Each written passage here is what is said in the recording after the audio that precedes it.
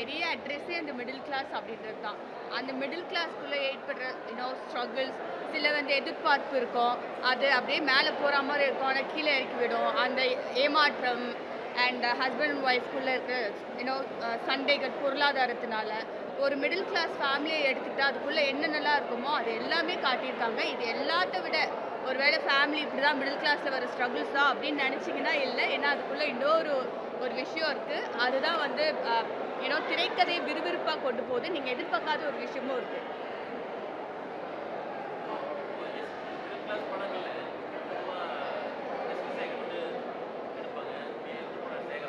ஆமாம் ஆமாம் ஆமாம் ஆமாம்.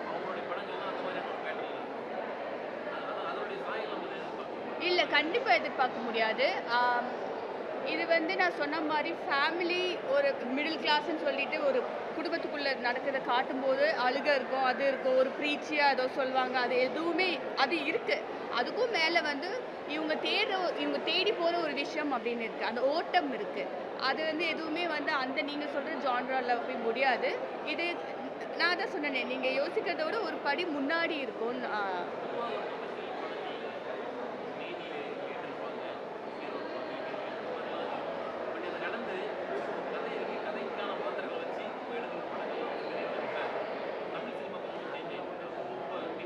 தமிழ் சினிமா சேஞ்ச் ஆகிருக்கா அப்படின்றத விட ஆடியன்ஸ் சேஞ்ச் ஆகுறாங்க. அவங்களுக்கு ஒரு கிளாரிட்டி வருதுன்னு நான் சொல்வேன். இப்படி தான் இருக்கணும், லார்ஜர் தென் லைஃப் தான் இருக்கணும், பிரம்மாண்டமாக ஒரு பாட்டோட வந்து ஓப்பன் ஆகணும் அப்படிலாம் இல்லாமல் நம்ம லைஃப்பை நம்ம காட்டும்போது அது கண்டிப்பாக கனெக்ட் ஆகிற ஒரு விஷயமா இருக்கும். இந்த படத்தை நான் அப்படி தான் பார்க்குறேன்.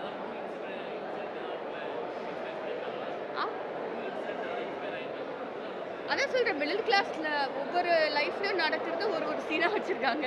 இது இயக்குனரோட அவங்க மாமா அத்தை அதில் இம்ப்ரெஸ் ஆகிருக்காரு. அவங்களுக்கு நடக்கிற ஒரு இதை வச்சு தான் அதுலேருந்து அப்படியே சுற்றி சுற்றி பின்னி கதைகள் பண்ணி அதுக்குள்ளே ஒரு கமர்ஷியல் எலிமெண்ட் முக்கியமான கரு அதில் வச்சுருக்காரு அவர்.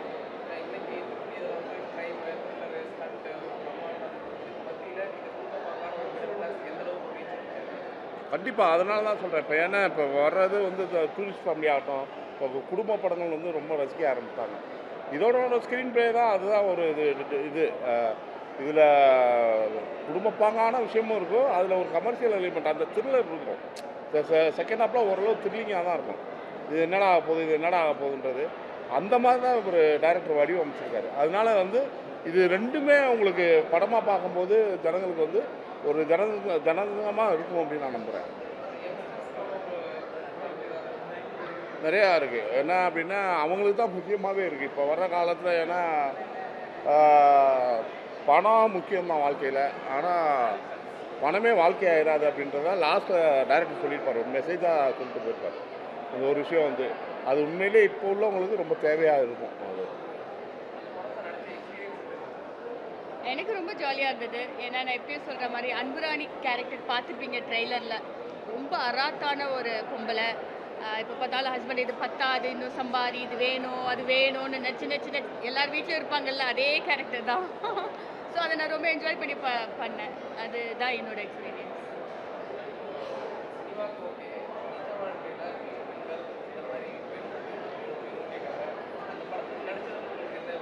அதை நீங்கள் தான் வந்து பதில் சொல்லணும். வேணும்னு கேட்குது. அந்த படத்தில் நடிச்சதுல எனக்கு என்னவா, நான் வெளிச்சம் போட்டு காட்டியிருக்கேன் பாருங்கள், இதுதான் ஒரு வீட்டுக்குள்ளேயும் நடக்குது அப்படின்னு சொல்லிட்டு அதுதான் ரெப்ரசன்ட் பண்ணியிருக்கேன், அவ்வளோதான்.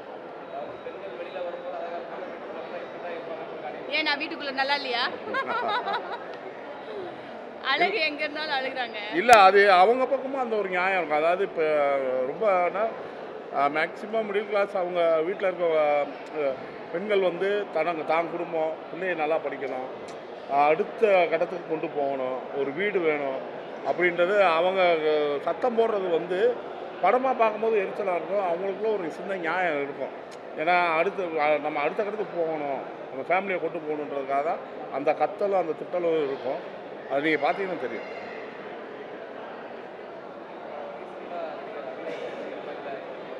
ஆமாம் ஆமாம்.